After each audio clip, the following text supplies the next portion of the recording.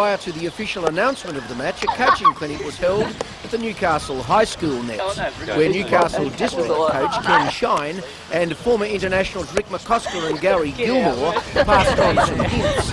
Officials in attendance included the New South Wales Association Vice President, Ava Ewan, local Secretary Dennis Broad and St George representatives, together with the Secretary-Treasurer of the Country Association, Brian Hughes. It's an important introduction to country cricket. Very much so, because now it gives the opportunity for representative cricket to everyone playing in country cricket in New South Wales, and it ultimately leads up to selection of the New South Wales country side for the Prudential National Country Championships to be held this year in Dubbo. And indeed into an Australian country side, as we saw our own Jim Hogg selected for last year. That's right, and this year, of course, last year they played India, and this year they'll be playing New South Wales stateside at North Sydney Oval. And we need some cricketers, let's be honest. My word, we do. Very much so at all levels. At the moment we're going through a bit of a trough.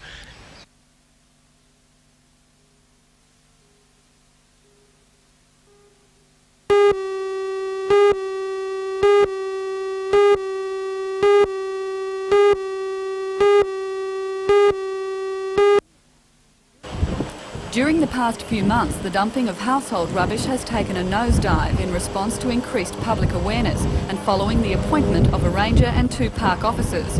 But the problem of illegal dumping has not been solved. According to Richard Face, the member for Charlestown, large amounts of commercial building materials are being deposited by the truckload.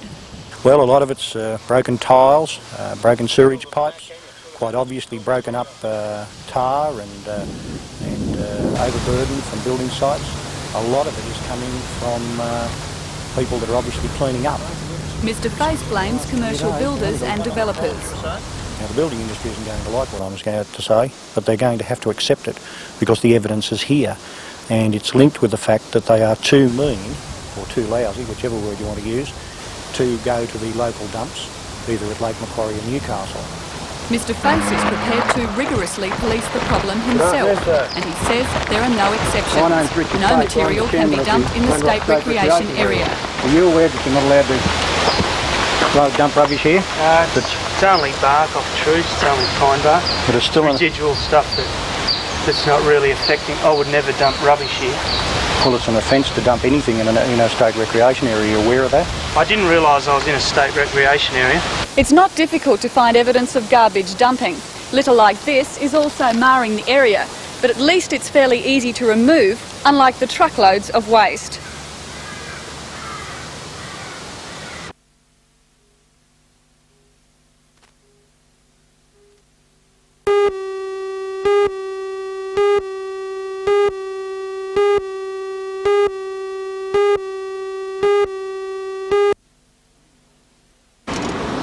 During the doctors' dispute, the amount of surgery being done in public hospitals dropped dramatically, with the exception of the Royal Newcastle Hospital, which employs staff specialists.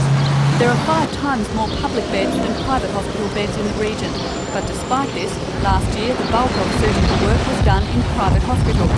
That includes about 67% of ear, nose and throat surgery and about 70% of eye surgery. In September last year, that situation began to change, and with the resolution of the doctors' dispute, surgery in public hospitals is now picking up again. The public system is taking on more of its share, and state government funds have been allocated to cater for the increase. Wallsend Hospital is performing 3 times as much surgery as last year. It has been allocated $400,000 and an extra $250,000 in redistributed funds. The Mater has doubled its surgery. It's been allocated $700,000. Maitland Hospital will receive $500,000, while Cessnock and Curry Hospitals will share $200,000. Levied each week.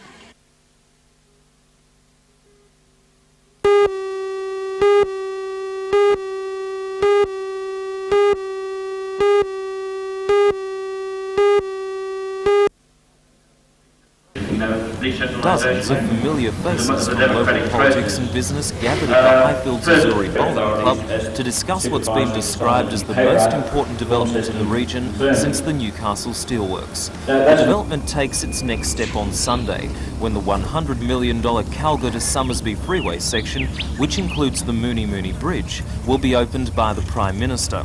By March next year, another section from Wallara Creek to Morisset will be completed, and construction of a further section to Freeman's Waterhole is 6 months ahead of schedule. Federal Transport Minister Peter Morris told the meeting that the completed freeway will change the way Newcastle companies do business by bringing them in closer contact with Sydney.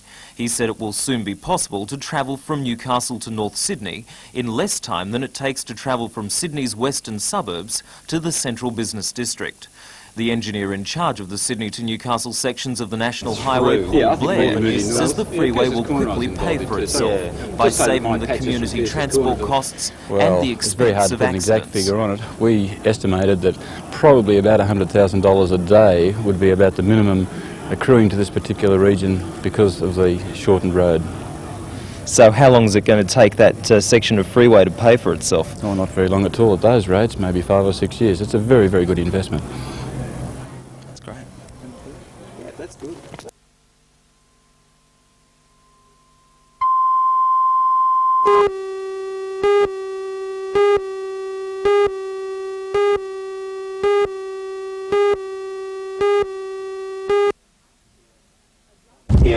At last Thursday's Shortland Electricity Council meeting, the delegates decided to err on the side of caution, and rather than give the half day to the workers, they voted to allow the employees to work the hours on other days.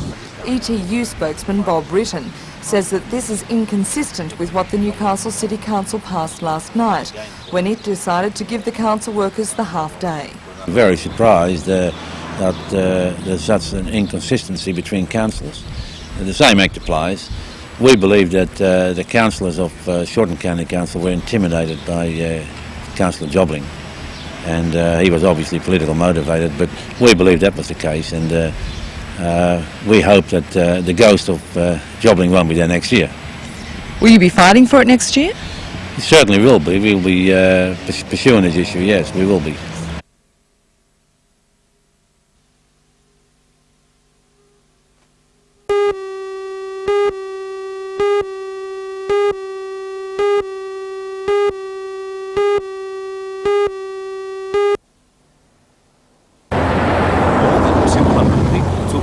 Last year's first telethon marathon.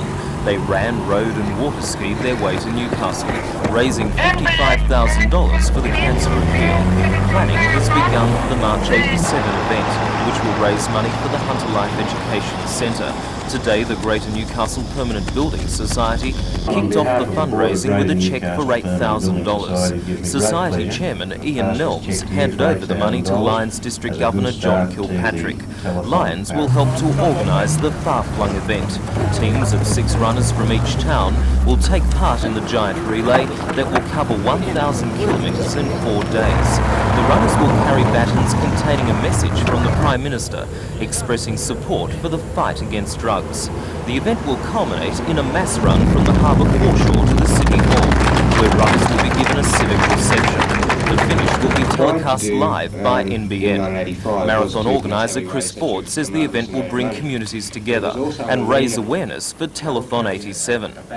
I think one of the secrets to the success of the 1985 and the inaugural Telethon Marathon was the fact that Lions clubs were so much part of individual communities.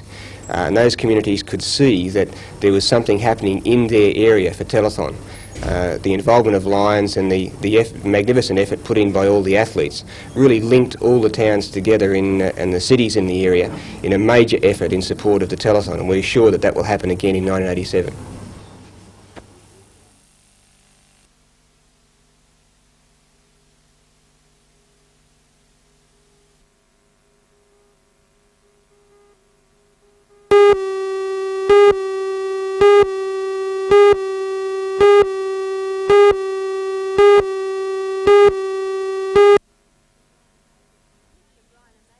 Mr Greiner made the comments in response to a land rights claim by the Metropolitan Aboriginal Council for the Kuringai Wildflower Reserve.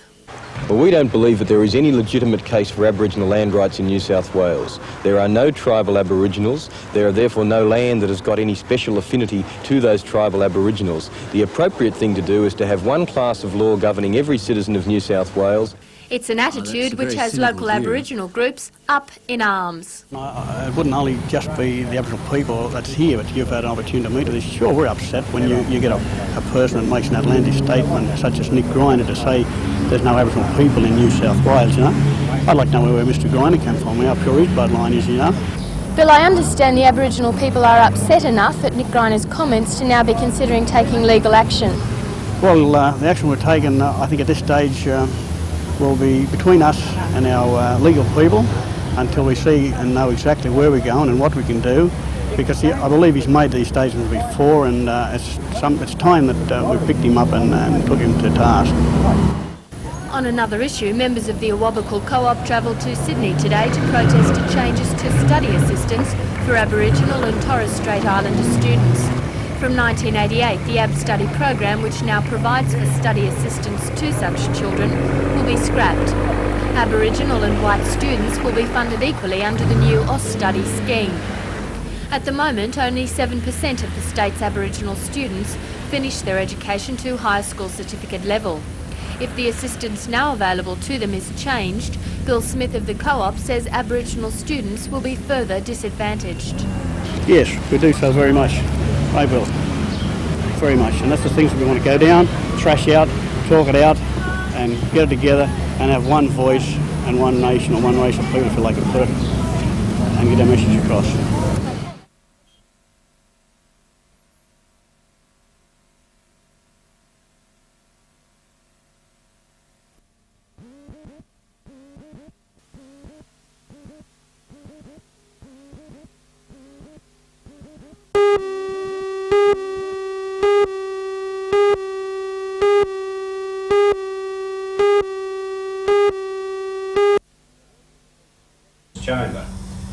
The award was first presented 8 years ago, and this is the second win for Ganinan. Chamber President Laurie Molyneux said 6 outstanding nominations had been received this year, but he said Ganinan had been chosen because of its successful bid for the $490 million Tangara rail carriage contract. Accepting the award, Ganinan's Chief General Manager John Fitzgerald said the challenge now for the company was to ensure the first carriage rolls off the production line by the end of next October. It's one thing to have won a contract like Tangara, but it's a whole new ball game to now produce it to the technology requirements, quality requirements, and of course the delivery requirements, which are the latter part of next year.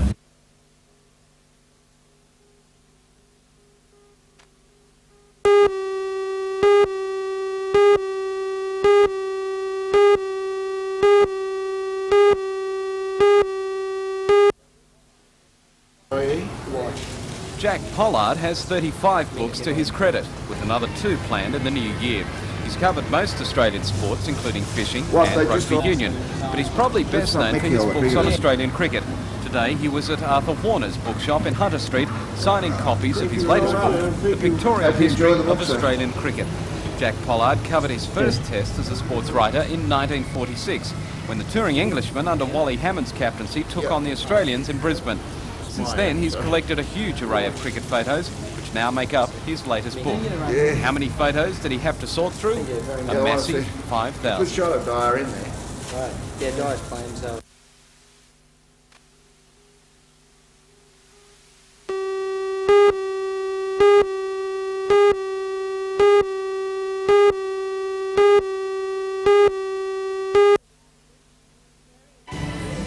Mary and Larry Beeston worked for 12 months to capture Newcastle in the linen and wool threads.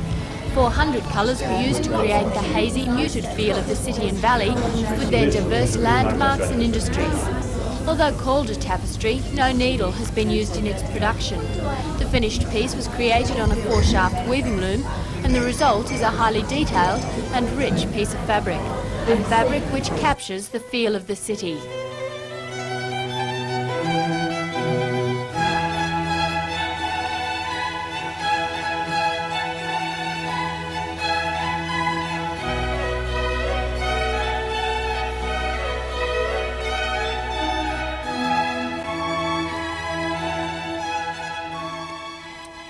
as a team, what are the two actual elements that go into finally creating the tapestry? Well, I do all the designing from start to finish, even to selecting all the yarns and saying where they have to go and exactly what colours and what mixtures they have to be. Then I draw the cartoon and hand it to Larry with a high sigh of relief, and he takes over. But while he's weaving it, we never see more than about 6 inches at a time. So when it's time for it to come off the loom, we're both very tense. Larry Beeston says he knows of only 3 other artists in Australia working in this fashion.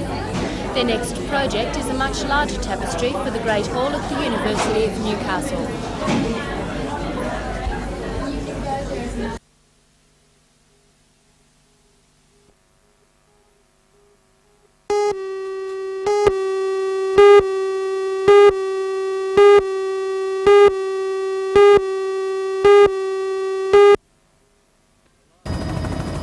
A large entourage of local, state and federal politicians gathered on the new Mooney Creek Bridge this morning for the official opening.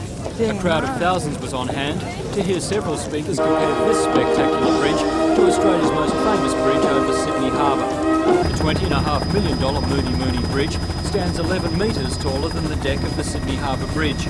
It's nearly 485 metres long and is one of the largest ever built in Australia. The opening of the Calgary-Summersby section means that there is now 60 kilometres of continuous 4-lane expressway from Barara to the Wallara Creek interchange.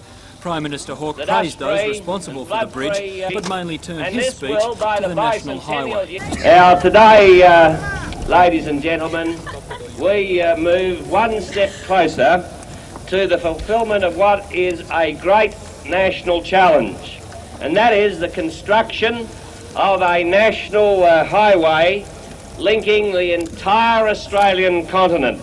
And this will, he then performed his official duty. Gives me very great pleasure in declaring open the new Mooney Bridge and this section of the National Highway. There was a flurry of excitement as the RAAF performed a brief yet sensational flypast just 50 metres above the bridge, and generally there was an atmosphere of celebration.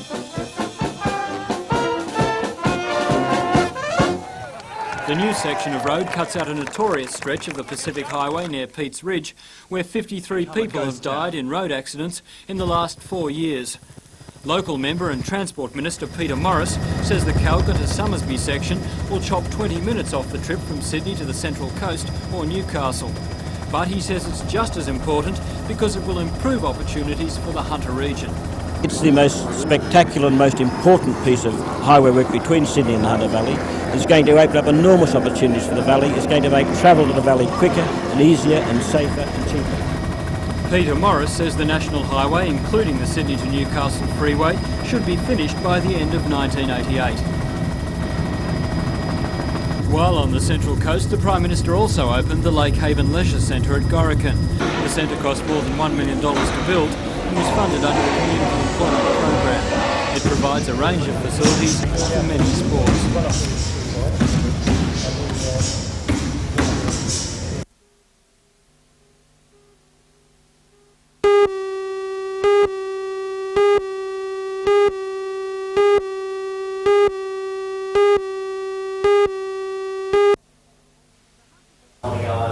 The Hunter Regional Association of Councils met for the last time this year at Pollard. One of the issues on the agenda was road funding and the changes which have left some councils badly out of pocket. In the past, councils simply had to commit funding for main road projects before the 30th of June to qualify for funding in that financial year. Under changes introduced in April, the roadworks undertaken must now be completed before that time. The claim forms must also be finalised, delivered to and processed by the department before the 30th of June. The association says this alone can take months. Its president, Ivor Peebles. Do you think it's fair on ratepayers in the region? I most certainly don't. All councils just recently have worked to bring down an austerity budget of around 5 to 6%. Some councils are well under the 7%, which is laid down by the state government, and ratepayers can't be expected to subsidise funding of the shortfall of money that's normally forthcoming from the DMR. Because very little warning was given about the new policy, the association claims several councils in the region are suffering greatly. It claims the DMR has added salt to the wound by making the changes retrospective. The association says when the changes were introduced in April, councils that had undertaken roadworks during the previous 10 months had only 2 months to ensure their projects were completed in order to qualify for funding.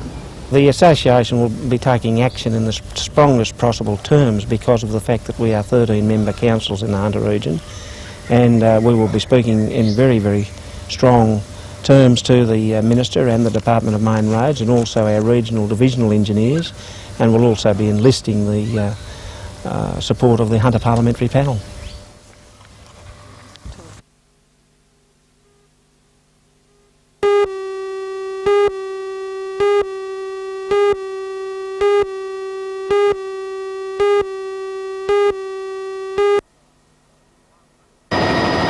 While most pits were idle, 4 did manage to produce. They are Canada, Womber, Great Greta and Bloomfield. Those 4 private companies pulled out of negotiations last week.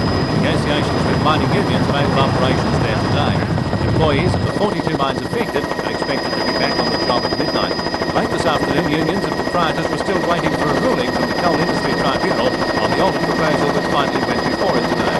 That was a call for a clarification of the precise nature of rehabilitation work, whether the moving an overburden for that purpose is actually production or maintenance work.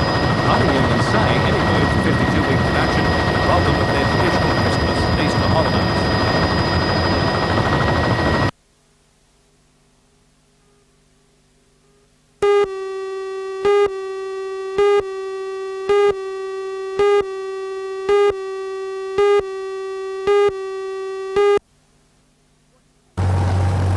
What is simply a piece of fruit to the teetotal amongst us has been the inspiration for 3 books by Alan Young, An Encounter with Wine, Making Sense of Wine, and the soon-to-be-released Australian and New Zealand Wine Yearbook.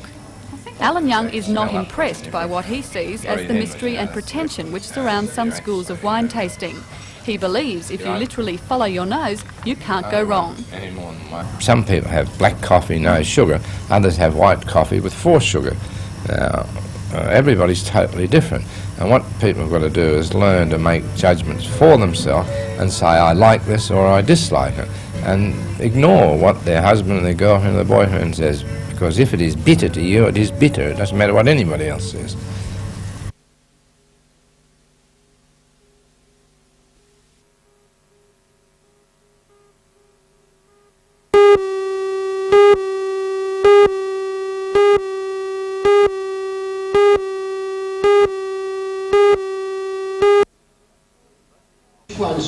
The voting problems were the subject of a Lord Mayoral minute before the council last night. Mr McNaughton told the meeting that numerous complaints had been received from wrongly accused voters. A total of 16,027 people are listed as having failed to vote on the 13th of September. Council resolved to express its concern to the Electoral Commission over the matter and ask for an explanation. In other decisions, the council approved the rezoning of the Adamstown Central Shopping District to allow redevelopment, which will see a supermarket and specialty stores. The council also resolved to make Anzac Parade Newcastle a one-way street in an easterly direction, a move designed to reduce the number of accidents caused by high-speed commuter traffic. The council voted to help establish a preschool at Merriweather Primary School. $5,000 will be given to the Hamilton South Preschool Committee to pay for renovations and alterations. Before the council meeting last night, aldermen gathered on the balcony of the City Hall to help celebrate the 25th wedding anniversary of Alderman Wendy Bradley and her husband Bill. In front of an audience that included their 2 daughters, Wendy and Bill reconfirmed their marriage vows.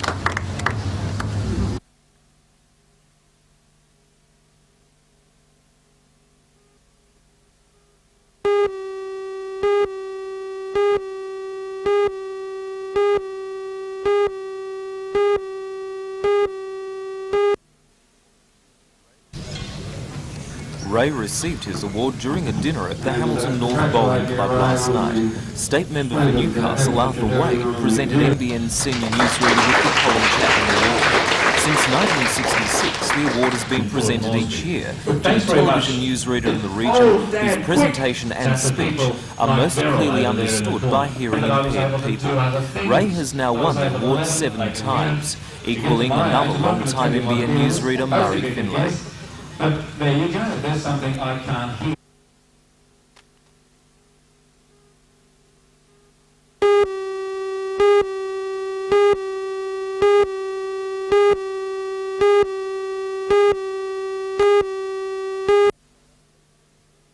To offer. To gather the information needed for the source book, the Hunter Development Board is sending out questionnaires to training organisations, consultants and conference organisers on the type of programs and facilities they offer. The board's Mal Davey says once all the information is received and compiled, it'll become a reference to managers and personnel officers on the best ways to organise staff training and development programs. Do you think this area has been lacking in the past in the region? I feel that probably in Australia generally, when you look at the international scene, we could be paying a lot more attention to the role that training can play in helping business organisations perform more effectively and efficiently. And I think in the Hunter at the moment, when you look at industry restructuring, when you look at the changes that are occurring here in the Hunter at the moment, when you look at the new product development, new ideas, new methods, the talk about new ways to work and so forth, obviously training has a very important role to play in making sure that here in the Hunter we perform at our best. Great.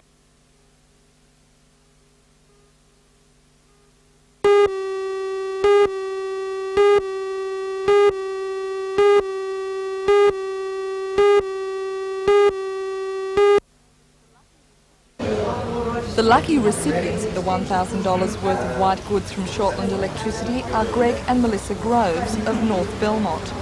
But Shortland Electricity wasn't just being generous in this, the season of giving. It was celebrating its 200,000th customer, and the Groves took home the gifts. They chose a much-needed washing machine and a stereo. It took Shortland Electricity 77 years to make it to its 100,000th customer in 1969, and just 17 years to reach its new milestone of 200,000.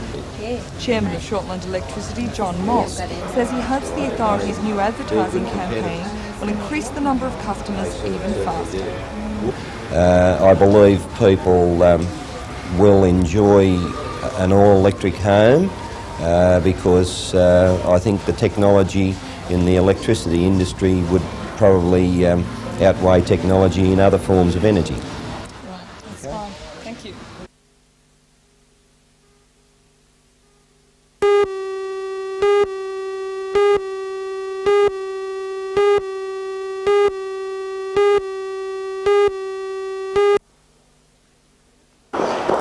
The cricket clinic is shaping up to be one which features some of the world's top cricketers with some of Newcastle's veteran champions.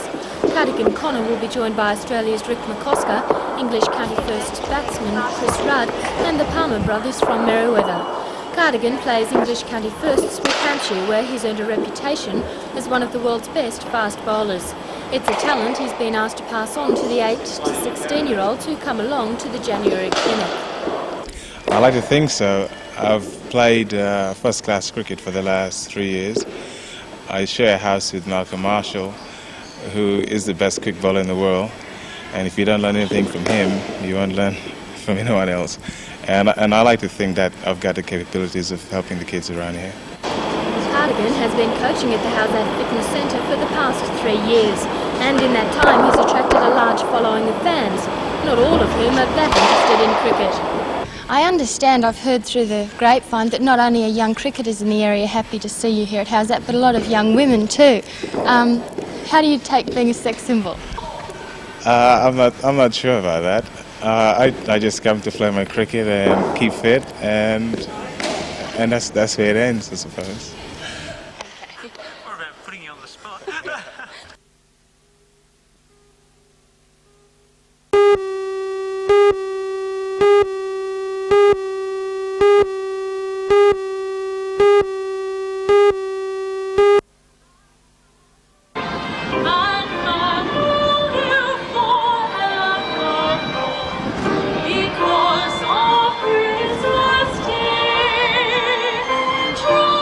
perfect weather was enough to bring the crowds out in their droves last night, and they weren't disappointed.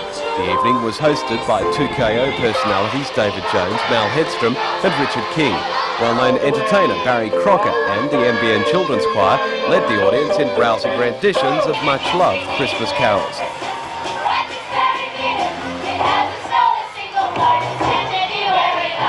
And then, to add to the magic, Santa Claus arrived, accompanied by a spectacular fireworks display.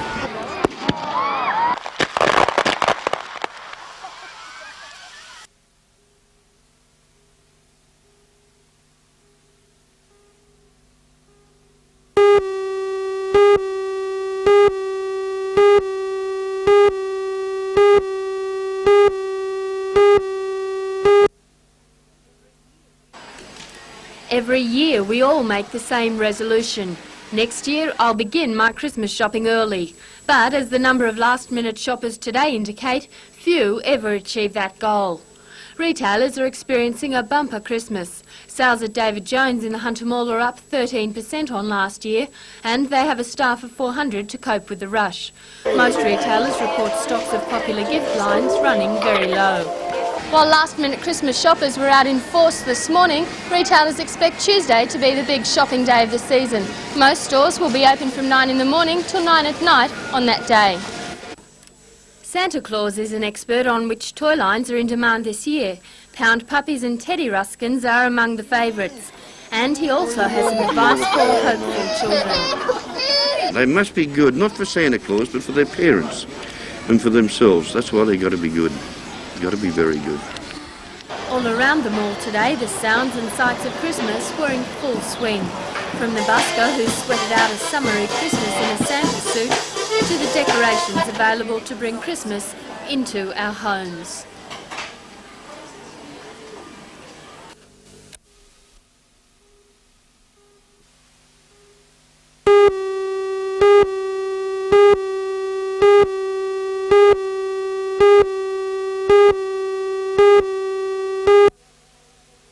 About 500 metres to travel and lots of Vic the leader by a half length on Merson Raider. A length away to Viking Neptune, third Victor Royden under the stick. Lord Bretland over on the rail from Miami Brett My Giuseppe. Further back then was 11 Cheers, Sartorial Elegance and Baker's Boy was last but leaving the back. And lots of Vic a half length on Merson Raider, a length and a half Viking Neptune there followed by Lord Bretland and Victor Royden running on, but they're about to straighten up and lots of Vic first around the corner. Merson Raider driven hard by the stickers, trying hard to reach it, and then Viking Neptune and one coming quickly right down the outside of them. Two's Lord Bretland in front. Lots of Vic getting close to home. Lord Bretland gobbling it up. Oh, very tight. Lots of Vic and nose to Lord Bretland. Now lots of Vic and nose to Lord Bretland. My Giuseppe flew, might have got third, just in advance of Merson.